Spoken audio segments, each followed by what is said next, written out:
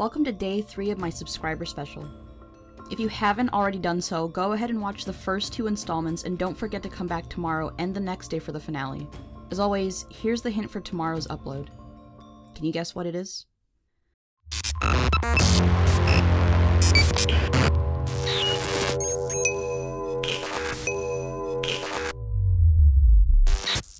For those of you who don't know, I consider myself an all-around horror fan. I love it no matter what form it takes, be it movies, TV, music, etc. Of course, the internet is also a great source as well. Sadly, I don't get to cover every single topic I'd like to on this channel, so today I wanted to share something that's near and dear to me. Creepypastas are unfortunately dying down in terms of popularity right now due to the fact that— Fake. Excuse me? Fuck creepypastas. Wait, what? I mean, you haven't even watched the whole video yet. In fact, you're stalling it. True stories are so much scarier. Stop with this fake shit. Why are you referring to online fiction as fake? Oh my god, you're one of those people, aren't you? Do you go to scary movies and say the same thing? Movies? Gay. Do more deep web videos before I unsubscribe. Fucking YouTube comments. Wait, what are you doing? No, stop, no! Anyway, so now that that's over with, I need to get back into character.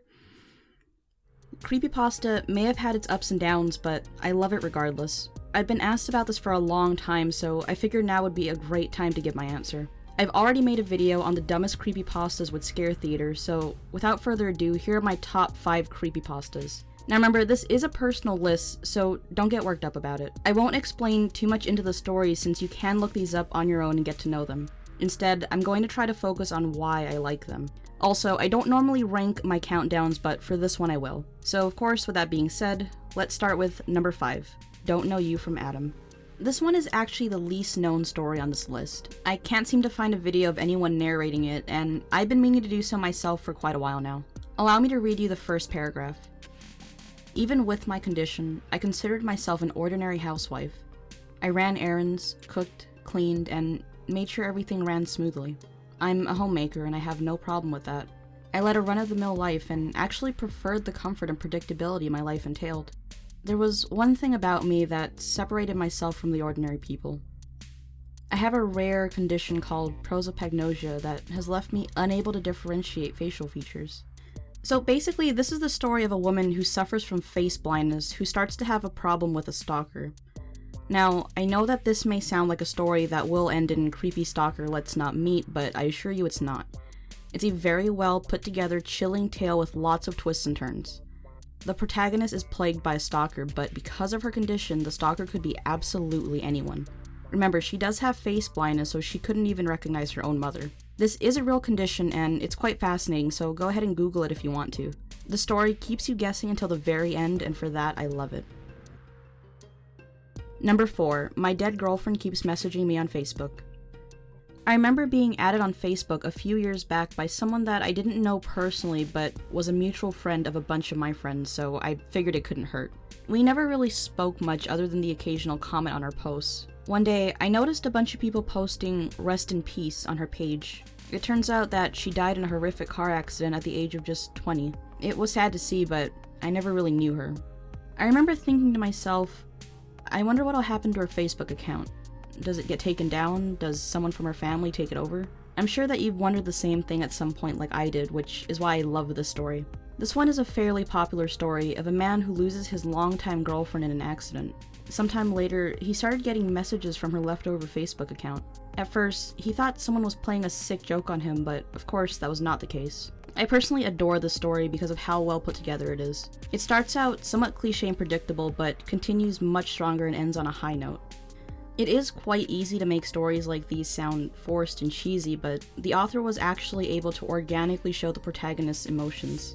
I was also quite impressed with the dialogue from the girlfriend's account. At first, it just seems like gibberish, but the more it comes together, the creepier it gets. This one personally left me sleeping with the lights on for a few nights after I found it. Number 3, the strangest security tape I'd ever seen. To me, there's something just naturally creepy about security footage. For me, it's weird to see things from the perspective of an almost hidden eye spying on people as they go about their daily lives. That's exactly what the main character had to do in this story when him and his boss suspect a coworker of stealing from the convenience store they work at. The protagonist starts to go over the footage and starts to notice something strange. Then another, and then another. The build-up in the story is great, as it keeps you just as confused as the main character is throughout everything. The ending caught me totally off guard as well. I know that this story may seem a little bit cliche right now since it's 2015, but it was really quite clever when it came out. Plus, the story has much better composition than many that attempt to emulate its effect. At least, that's what I think. Number 3. The strangest security tape I'd ever seen.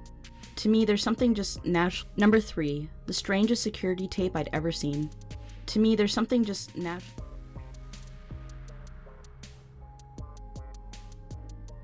Number 2. A small piece of lead.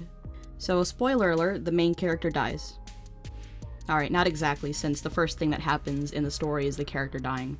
Yes, the main character in this one is a ghost. The ghost of a man who was killed in a drive-by shooting who is now searching for his murderer. This is a story of revenge and retribution. Or is it? What I adore about this story is the fact that every character is struggling in their own personal battle. It is the story of someone seeking revenge, but it's not handled in a shallow and one-sided way like Jeff the Killer or Clockwork. I really don't want to spoil this one for you, but the story handles grief and depression in a way I can only describe as beautiful. The best part about this, in my opinion, is how the main character learns and develops as the story progresses. You'll just have to read it for yourself to find out what happens. So while we're at it, fun fact, this was actually my very first full-length narration. It caused me a lot of headache because I had pretty much no experience at the time and I couldn't handle reading such a lengthy story, plus I didn't have good editing software or anything at the time. I may want to redo it someday, but for now you can go ahead and listen to this guy because he's got a way better version of it than I do.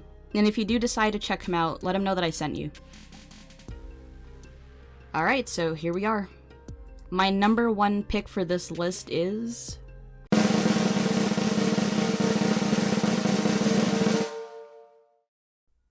No End House. Yes, No End House is actually the most recent story that I've come across. I'd heard about it for a long time before, but I actually didn't get to reading it until recently, which is a shame. I can't believe it took me so long to get to this one. I just feel like I've been missing out for quite some time.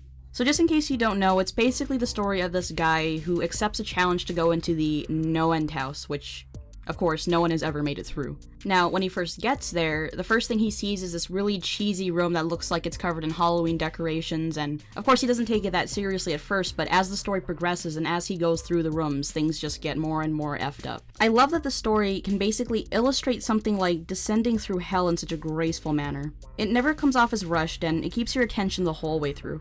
Oh, and it also goes deep into the pit of human emotion without coming off as just needlessly dramatic or something like that. I could totally see this one being adapted into like a movie or a short film or a game or something like that, so if you don't know about this one for some reason, I really recommend that you go ahead and read it or listen to it yourself.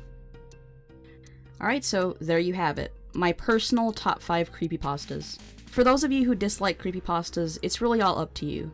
You don't have to agree with my opinion, but remember that creepypastas are entertainment and nothing more. Some entries on this list are not by definition scary, but they are well put together and are on the darker side. I think that creepypastas are shunned compared to true stories because people just naturally find true things or real things scarier. I do enjoy the true stories to an extent, but again, creepypastas just aren't meant to fit one style or another. So, if you haven't already, maybe give them a chance. Anyway, I really hope you liked this video, and don't forget to come back tomorrow for the next episode of my subscriber special.